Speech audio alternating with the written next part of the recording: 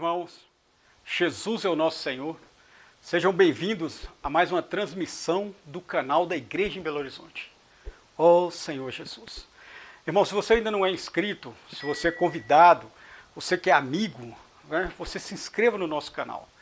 Você vai estar e aperte o sininho ali, recebendo as notificações. E você vai estar sempre recebendo notificações das futuras mensagens que vão ser colocadas no canal. E se você abrir lá também, você vai encontrar várias mensagens que foram gravadas nesses últimos anos, para o seu desfrute, para o seu deleite, amém? Jesus é o Senhor. Irmãos, nós vamos dar prosseguimento nessa noite, na mensagem 4 dessa série do Alimento Diário. Esse aqui, irmãos, é o volume 4 do Alimento Diário. Você que quer ouvir essa mensagem pelo Instituto Vida para Todos, ou pela mensagem das conferências, ela é a mensagem 16 do irmão Pedro Dong. Amém? Jesus é o Senhor. Irmãos, antes de nós entrarmos nessa mensagem, nós vamos só recapitular um pouco daquilo que tem sido falado para nós nesses últimos tempos. O Senhor ele tem nos revelado muito a sua palavra. O Senhor ele não para de falar. O falar profético está aí o tempo todo, né, nos iluminando, nos conduzindo e nos guiando. E uma coisa que o Senhor tem nos tocado muito nesses últimos tempos, nessas mensagens para trás, é no que diz respeito à criação de Deus. É interessante que quando você olha para a criação, né, você olha, você vê beleza, você vê uma certa harmonia, mas, irmãos, ainda não era a criação original que Deus tinha. Quando Deus criou os céus e a terra, elas eram perfeitas, elas eram harmoniosas, elas eram belas. Se você vê lá no livro de Jó, lá fala que todos os filhos de Deus, os filhos da alva, né, das estrelas, eles se alegravam ali na criação de Deus. Por quê? Porque ela era bela, ela era perfeita. Esse é o nosso Deus, ele é perfeito e tudo que ele faz é perfeito. Tudo aquilo que está conectado a Deus, irmãos, é perfeito. Mas aí tem um dado momento, né, nessa período da criação, que Deus ele cria um querubim. Esse querubim, ele era perfeito. Esse querubim, irmãos, ele era cheio de sabedoria e era cheio de formosura, né? E ali, se você ler Ezequiel, capítulo 28, a partir do versículo 14, ou se você ler Isaías, do capítulo 14, né, a partir dos versículos 7 em diante, vai falar a respeito desse querubim. Não vamos entrar nos detalhes, porque a gente já tem visto essa palavra, e senão vai tomar muito tempo para nós nessa noite. Mas é interessante que com toda essa beleza, toda essa formosura, num dado momento ele se orgulha, e nesse momento a rebelião entra no coração dele. E nesse momento, irmãos, ele rebela-se contra Deus. Irmãos, esse querubim é uma advertência para nós. O que é rebelião? Rebelião é você posicionar-se contra Deus. E o que é ambição? Ambição significa que você não está satisfeito com aquilo que Deus te deu e você almeja algo melhor. Então, na situação dele, ele almejava, né, ser um co-rei juntamente com Deus. Ele almejava, de forma alguma ele queria ser maior que Deus. Acho que ele não teria tanta petulância. Mas ele queria ser ali um co-rei, um co-regente ao lado de Deus. Só que esse lugar já estava guardado para uma outra pessoa, que é o nosso Senhor Jesus. Isso é algo que tem sido mostrado para nós. E nessa rebelião dele, ele leva a terça parte dos anjos com ele. Nós não sabemos, né? São milhares e milhares de anjos que acompanharam Satanás nessa rebelião. E num dado momento, né, aquelas criaturas que viviam na terra na era pré-adâmica, elas também seguiram a Satanás nessa rebelião. E aí Deus, ele exerce o seu julgamento. Deus é um Deus que ele julga o pecado, ele precisa julgar, né? E ali, Gênesis capítulo 1, fala: no princípio criou Deus os céus e a terra porém era sem forma e vazia, ou seja, ela se tornara sem forma e vazia. Por quê? Porque houve uma desconexão de Deus. Tudo aquilo que não está conectado a Deus, irmão, é trevas, é sem forma e é vazia. Mas ele continua falando que o Espírito de Deus pairava sobre as águas. É interessante que sempre que o Espírito de Deus, onde o Espírito de Deus está, algo é feito, algo é criado. E ali em Gênesis a gente vê o Deus triuno criando algo. Você tem Deus, né, o Pai, você tem o Espírito pairando sobre as águas, E você tem o Filho, que é o falar de Deus. Quando Deus diz, haja luz, quem é ali o haja, o falar de Deus? É o Filho. Então ali o Deus triuno, ele criava algo. Ou melhor, ele recriava algo. E é interessante que ali você vai vendo uma sequência perfeita, né? Primeiro ele cria a luz, depois ele faz separação das águas, depois ele cria a porção seca, depois vem os luminares, até chegar na obra-prima da criação de Deus, o homem. Irmãos, não se menospreze, você é a obra-prima da criação de Deus. E o Senhor tem falado para nós que o homem foi feito de uma maneira maravilhosa. É interessante que Gênesis capítulo 1, versículos 26 e 27, né, fala assim, olha, façamos o homem a nossa imagem, conforme a nossa semelhança. Vamos tocar nesse ponto, imagem e semelhança. Nós sabemos que imagem ela é interior, né? Ou seja, Deus, todos os atributos de Deus tem em você, né? Os seus sentimentos, irmãos. Deus não é um ídolo de pedra, de pau, de madeira. Deus tem sentimentos. E ele colocou esses sentimentos dentro do homem. E a semelhança de Deus dizia respeito ao segundo da Trindade que se encarnaria. Deus já preconhecia qual que seria a forma do segundo da Trindade. E é interessante que ele continua, tenha ele domínio, ou seja, Deus ele cria o homem para dominar, sobre os peixes do mar, sobre as aves do céu, sobre todos os animais domésticos, e sobre toda a terra, e sobre todos os répteis que rastejam pela terra. Então esse homem, obra-prima da criação de Deus, ele tinha um objetivo, era dominar. Ele deveria resgatar das mãos de Satanás aquilo que Deus tinha criado. Senhor Jesus. Mas num dado momento da história, lá em Gênesis 3, Satanás entra na situação e ele leva consigo esse homem. Ele traz esse homem para o lado dele. É interessante que desde que Lúcifer fez essa rebelião, ele cria um reino paralelo. E a Bíblia chama esse reino de reino das trevas. E ele arrasta esse homem para o reino das trevas.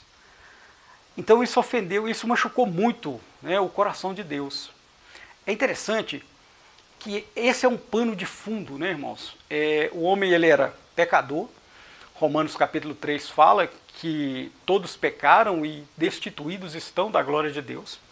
O homem estava debaixo da escravidão de Satanás, estava no reino das trevas, ou seja, irmãos, humanamente falando, não havia esperança. Mas aleluia, que onde não há esperança humana, Deus age. Aleluia. Foi nesse pano de fundo, irmãos, que eu falei aqui agora, que Deus fez algo maravilhoso, fez algo inimaginável para nós. Nós não conseguimos dimensionar. Ou seja, o Filho de Deus, o segundo da Trindade, o próprio Deus, encarna-se e torna-se um homem. Aleluia! Graças a Deus! É interessante que toda essa circunstância, por que eu estou enfatizando aqui o segundo da Trindade, o Filho de Deus, o próprio Deus? Porque nós sabemos que o nosso Deus é um Deus triuno, o Pai, o Filho e o Espírito. Ambos, né, são uma só pessoa. Senhor Jesus. Irmãos, isso é um mistério. Nós não vamos entrar aqui nisso. Mas o que precisa ficar claro para nós é que um dia Deus se encarnou num homem e pisou nessa terra. Em 1969, o astronauta Neil Armstrong, ele pisa na Lua, né? E quando ele desce na Lua, ele fala assim, olha, um pequeno passo para um homem, mas um grande passo para a humanidade. Aquilo ali foi fantástico, né? Quem viu ficou assim, né, boquiaberto. Só que em 1988, ele visita Israel com um professor de Bíblia, um professor de História Bíblica e um grupo de alunos. E o professor de História Bíblica mostrou para ele uma escadaria que dava acesso ao templo e falou assim, olha, essas pedras são da época de Jesus. E ele subiu naquelas pedras e ficou ali em pé e orou e se emocionou. O professor falou assim, oh, por que se emociona? Ele falou, olha, eu estou pisando onde Deus pisou. Oh, Senhor Jesus. Irmãos, Deus andou nessa terra. Deus tornou-se um homem igual eu e você. Senhor Jesus. Irmãos, isso é maravilhoso demais. É simplesmente a nossa mente, a nossa esfera cartesiana, né, que a gente tem visto, é inconcebível isso. Senhor Jesus. E esse Deus, quando ele se encarna, ele não surge, né?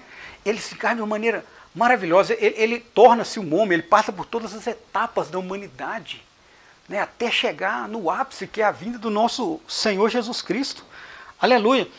Ele poderia simplesmente ter surgido, né, como um eremita, né, misterioso, olha, um homem misterioso, ou como um fantasma, né?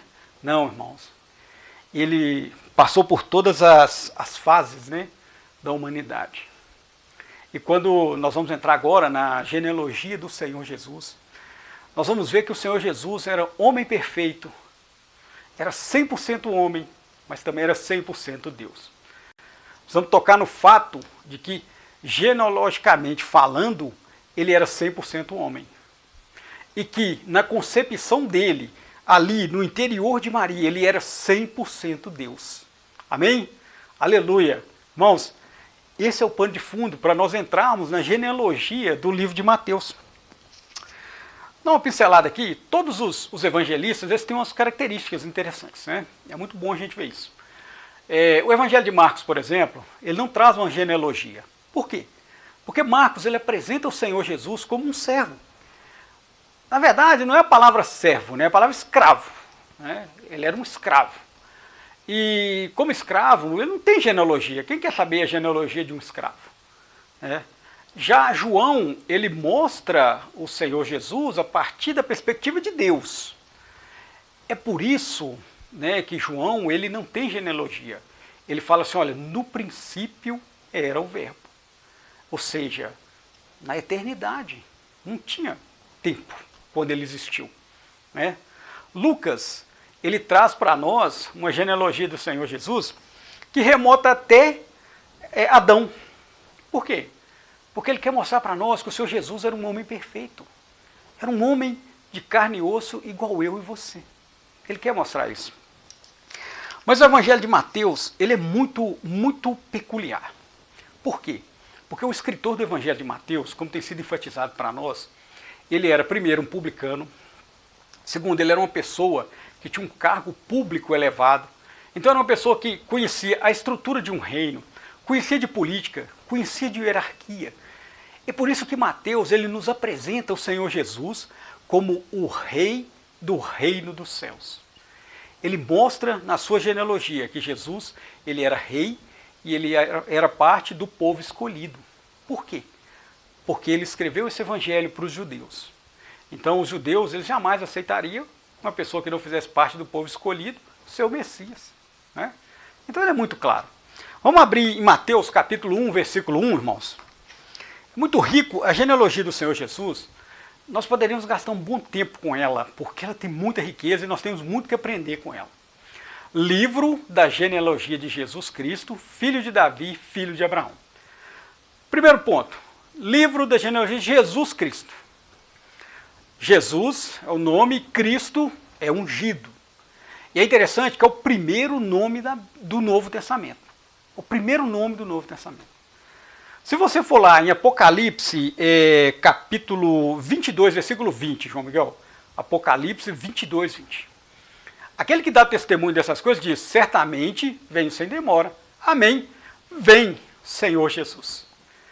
Irmãos, ele é o primeiro nome do Novo Testamento e o último nome do Novo Testamento. O que isso significa? Significa que ele é o centro do Novo Testamento, ele é o conteúdo do Novo Testamento. Ou seja, Cristo é tudo no Novo Testamento.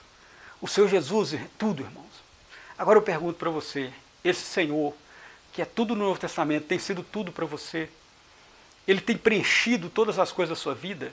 Ou ainda tem uma partezinha ali no seu coração, uma partezinha no seu ser que ele ainda não preencheu? Se não tiver preenchido, ora a ele, fala, Senhor, ainda tem umas câmaras ocultas no meu coração, né?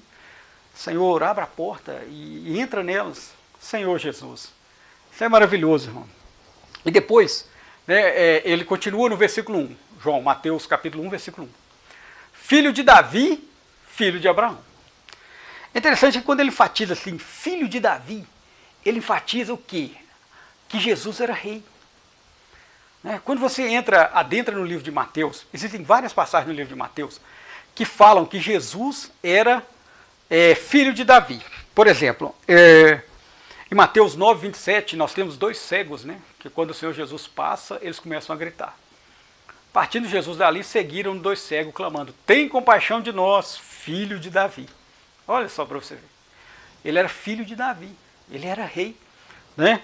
E se você colocar lá, por exemplo, também em a mulher cananeia, no capítulo 15, versículo 22, ela também chama o Senhor Jesus de filho de Davi, né? Olha, Senhor, filho de Davi, tem compaixão de mim. Ou seja, e outros versículos mais, irmãos, mostra isso.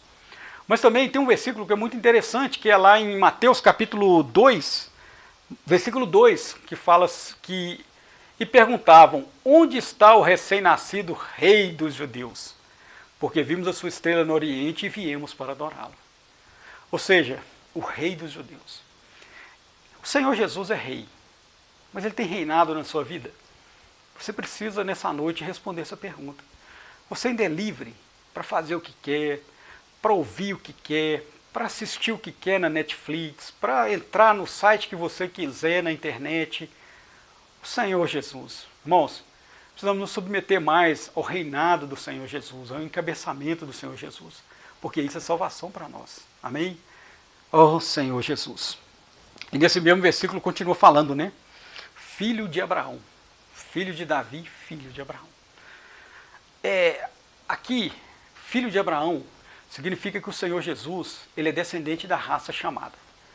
Aí você fala, mas qual a diferença, né? Olha, existe a raça humana e existe uma raça chamada de dentro da raça humana, né? Quando você lê o livro de Gênesis, né, você tem sucessivas quedas do homem. Mas quando você chega em Gênesis capítulo 11, ali é o ápice da queda do homem.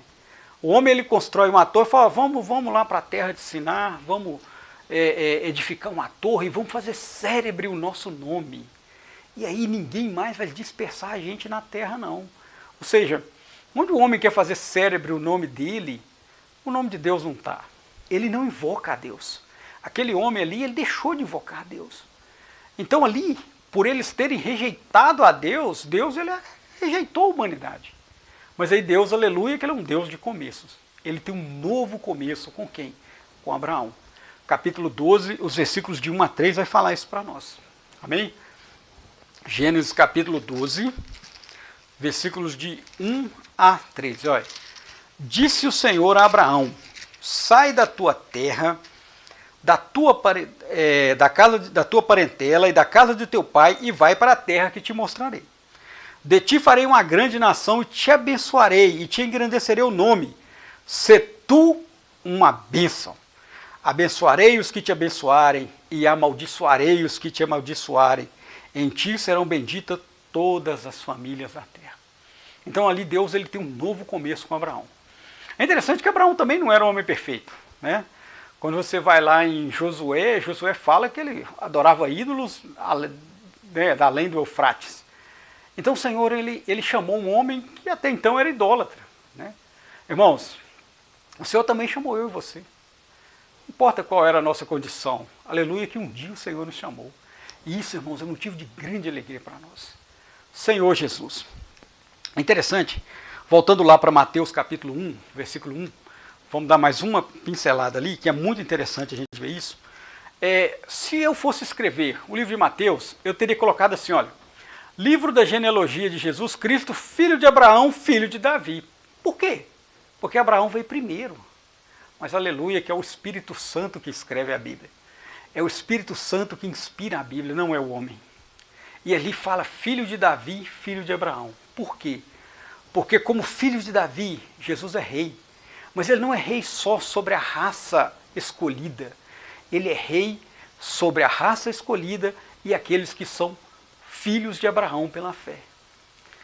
Oh, irmãos, Gálatas capítulo 3, versículo 7, fala assim. Esse é muito rico, esse livro. Sabeis, pois, que os da fé é que são filhos de Abraão.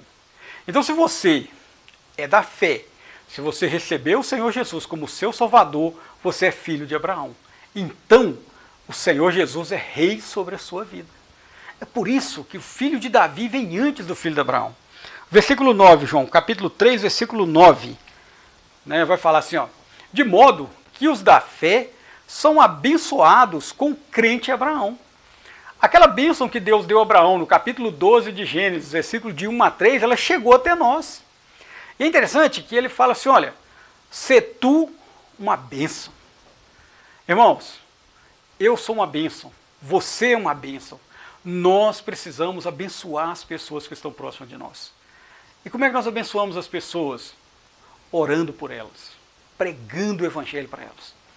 Hoje, irmãos, pregar o evangelho não é mais uma questão de necessidade. Pregar o evangelho é um ato de amor. Porque quando você anuncia o Senhor Jesus para as pessoas, significa que você ama ela e não quer que no futuro ela venha sofrer. Senhor Jesus. Então, irmãos, nós precisamos tocar nisso. Né? Então, Jesus Cristo, filho de Davi, filho de Abraão. Amém? Aleluia! Senhor Jesus. Vamos prosseguir nessa genealogia, né, irmãos? Que ela é muito rica. Mateus, vamos voltar lá para Mateus no capítulo 1. E vamos dar um prosseguimento aqui, né? Tá. Essa genealogia, ela cita, interessante, 5 mulheres nessa genealogia. Lucas, ele só cita homem, ele não cita mulheres, né? E dessas 5 mulheres, 3 lá não era muito recomendável, né? Eram mulheres, assim, às vezes de uma conduta até inadequada, até imprópria, né? Mas o que é isso interessante, irmãos? Que veio para provar para nós que o Senhor Jesus, ele veio para todos. Ele veio para pecadores. É interessante, eu gosto muito de história, né?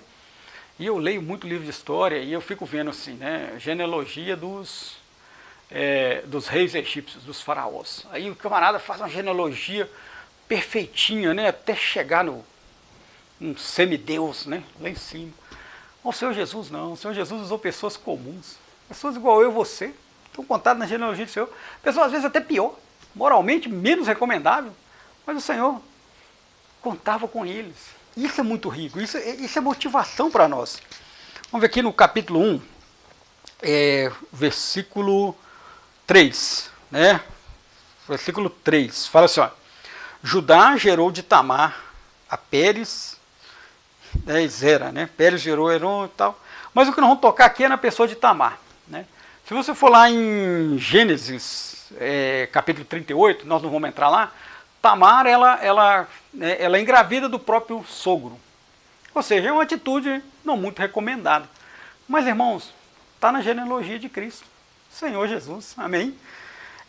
Ainda no versículo, versículo 5 agora, vai falar também de uma outra pessoa, né?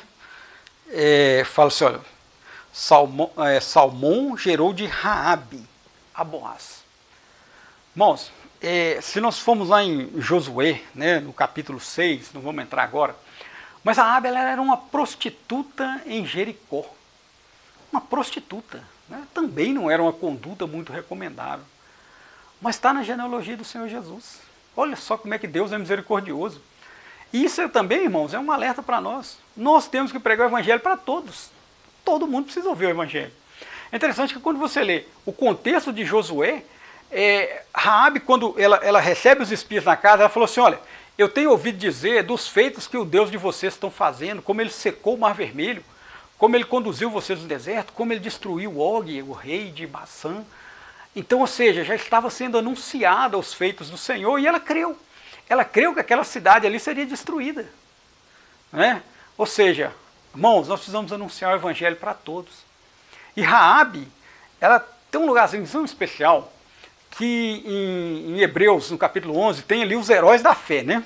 Então, são pessoas assim que tinham uma fé inabalável, né? E tal. Mas no versículo 31 cita Raabe. Hebreus capítulo 11, versículo 31. Olha o que fala lá.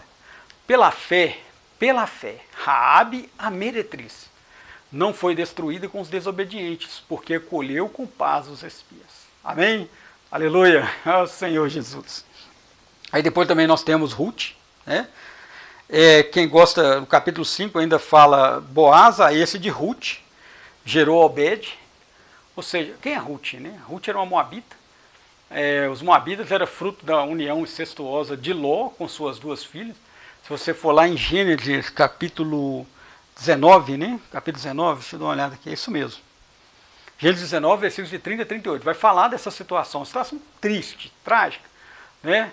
Mas Ruth e os moabitas, eles não poderiam entrar na congregação, era proibida a entrada deles na congregação até a 10ª geração. Isso está lá em Deuteronômio, capítulo 23, versículo 3. Né? Mas, irmãos, quando você lê o livro de Ruth, Você vê o coração de Ruth, a forma com que ela se apega à sua sogra Noemi, e a forma com que ela se apega ao povo de Deus. Ela vira e fala assim, olha, o seu Deus é o meu Deus, o seu povo é o meu povo, e ela segue Noemi. Olha que coração, irmãos. Está lá, está contado na palavra, né? Está ali na Bíblia. Uma outra mulher também, que o nome dela não é citado diretamente, né irmãos? É Betseba. No capítulo 1, versículo 6. Olha, Jessé gerou ao rei Davi. Na verdade, a única menção em todo o Novo Testamento de o rei Davi é aqui, né, na genealogia. E aí fala assim, e Davi a Salomão, da que fora mulher de Urias. Ou seja, que era para enfatizar realmente a queda de Davi, né? O nome dela nem é mencionado na Bíblia. Mas irmãos, mas está aqui na genealogia do Senhor Jesus. Ela foi usada para trazer o Senhor nessa terra. Amém? Então, irmãos, há esperança para nós. Senhor Jesus. E de todas essas 5 mulheres, uma só era do povo escolhido, que era Maria. Maria, ela era virgem, e Maria, ela era do povo de Deus, ela era escolhida, né? E é interessante que houve um trabalhar do Senhor ali, né? Ou seja, a soberania de Deus, ele conseguiu unir José e Maria, para que a profecia fosse cumprida assim, de uma maneira maravilhosa, né? Isso também para nós, irmãos, é um motivo de grande alegria, de saber que a nossa vida está na mão do Senhor, e que o Senhor é que está conduzindo a nossa vida, é o Senhor que está conduzindo a nossa história. Assim como o Senhor conduziu José e Maria para alcançar esse propósito, né, de trazer o Senhor Jesus. Amém? Senhor Jesus. Aqui, ó, eu coloquei na sinopse assim, olha, a vontade de Deus no arranjo entre José e Maria, né? Deus, em sua vontade, fez que José e Maria se unissem, né, as duas linhagens de Davi. Maria da parte de Natã. Lucas 3,31 vai falar, né, que Maria, ela era descendente de Natã. 3,31. Amém? Olha, Eliaquim, filho de Meleá, Meleá, filho de Mená, Mená, filho de Matatá, este filho de Natã, filho de Davi. É interessante que Maria, ela não vem da descendência de Salomão, né? Agora José, ele vem da descendência de Salomão. Então, a vontade do Senhor é que José e Maria unissem as duas linhas da realeza, né? Uma descendente de Natã e a outra que seria descendente de Salomão. Só que entre os descendentes de Salomão tinha um que não poderia herdar. Senhor Jesus. Vamos ver Mateus capítulo 1, versículo 12. O que fala? Capítulo 1, versículo 12. Depois do exílio da Babilônia, Jeconias gerou a Salatiel e Salatiel a Zorobabel. É interessante que esse Salatiel, na Bíblia, né, ele é chamado de Jeconias. E eu não vou aprofundar muito nesse assunto, irmão. Se você quiser aprofundar mais, o Alimento Diário tem um dia específico que está tratando disso, né? Mas é interessante que ele não poderia herdar, né? Se você ver lá em Jeremias, capítulo 22, versículo 28 a 30. Jeremias, capítulo 22, de 28 a 30. Acaso é este Jeconias, homem vil, coisa quebrada, ou objeto de que ninguém se agrada? Porque foram lançados fora, ele e seus filhos, e arrojados para a terra que não conhece. Versículo 29. Ó terra, terra, terra, terra, ouve a palavra do Senhor. Assim diz o Senhor, registrai este como se não tivera filhos. Homem que não prosperará nos seus dias, e nenhum dos seus filhos prosperará, para se assentar no trono de Davi e ainda reinar em Judá. Ou seja, ele não poderia gerar um descendente. É interessante, irmãos, como é que a Bíblia precisa. É por isso que na concepção do Senhor Jesus não teve parte ali para José. José não teve uma participação, né? Como uma concepção humana normal, ela se dá entre um homem e uma mulher. Mas na concepção do Senhor Jesus, não. Maria, ela foi usada simplesmente, né, para dar essa forma humana para o Senhor Jesus, essa forma de carne. Mas a concepção do Senhor Jesus foi algo sobrenatural. ela não teve participação de homem nenhum. Amém? Isso, irmãos, até para se cumprir a profecia de Gênesis 3,15, né, que fala do descendente da mulher. É interessante que esse descendente da mulher, não fala descendente do homem, fala descendente da mulher. Ó Senhor Jesus. Amém? Graças ao Senhor, irmãos. Deus é soberano. Deus, irmãos, é aquele que prepara todas as coisas. Amém? Agora, depois nós vimos isso aí, né? Nós vimos um pano de fundo, nós vemos o filho de Davi, vemos o filho de Abraão, vemos o Senhor Jesus, aquele que preenche todas as coisas. Vemos o arranjo de Deus para juntar essas duas genealogias, né? De Davi por parte de Natã e Davi por parte de Salomão, né? José e Maria. Mas qual o objetivo desse Deus ter vindo à Terra? Você pode se perguntar por que tudo isso, né? Irmãos, a missão de Jesus, ela está em Mateus capítulo 1, versículo 21. Olha que riqueza que fala lá. Ela dará à luz um filho, e lhe porás o nome de Jesus, porque ele salvará o seu povo dos pecados deles. É interessante que o Senhor Jesus, ele veio para quê? Para salvar o povo do pecado deles. Ó Senhor Jesus. Irmãos, o pecado, ele nos afastava de Deus, né? E se você ler agora no versículo 23, fala que ele também tem um outro nome, né? Eis que a virgem conceberá e dará à luz um filho, e ele será chamado pelo nome de Emanuel, que quer dizer Deus conosco. Ele veio para nos libertar dos pecados, e ele veio também para trazer Deus até nós. Amém? Aleluia por essa pessoa maravilhosa, né? É interessante que quando você fala assim, irmão, mas deixa eu falar com você, mas já tinha como lidar com o pecado naquela época. Você tinha um sacrifício, né? Você tinha as ofertas, você tinha a lei. Irmãos, a lei é boa, santa e justa, mas a lei ela nunca aperfeiçoou o homem. A lei, na verdade, ela deu um diagnóstico de que o homem era pecador, mas ela não deu um remédio para poder tratar a enfermidade que levava o homem a pecar. Era essa a situação da lei. É interessante que Romanos capítulo 8, versículo 3, vamos dar uma olhadinha nessa porção da palavra. Porquanto que fora impossível a lei, ou seja, era impossível a lei ela tirar o pecado do homem, no que estava enferma pela carne. Irmãos, a nossa carne é tão forte, que a lei era boa, santa e justa, mas quando ela chocou com a nossa carne, ela ficou doente, ela enfermou, de tão forte que é a nossa carne. Senhor Jesus. É muito interessante, eu vou dar um exemplo simples, né? Tem um vazamento na sua cozinha, está vazando um cano de água. Todos os dias você vai lá, passa ali o rodo e limpa aquela água, ou seja, você lidou com o exterior do problema, você não lidou com a fonte do problema. Na verdade, a lei, ela nunca lidou com a fonte do problema. A fonte do problema estava dentro do homem, né? É interessante isso, e isso é tão forte dentro de nós, que a lei, ela se tornou enferma, ela se tornou doente, né? Vamos continuar.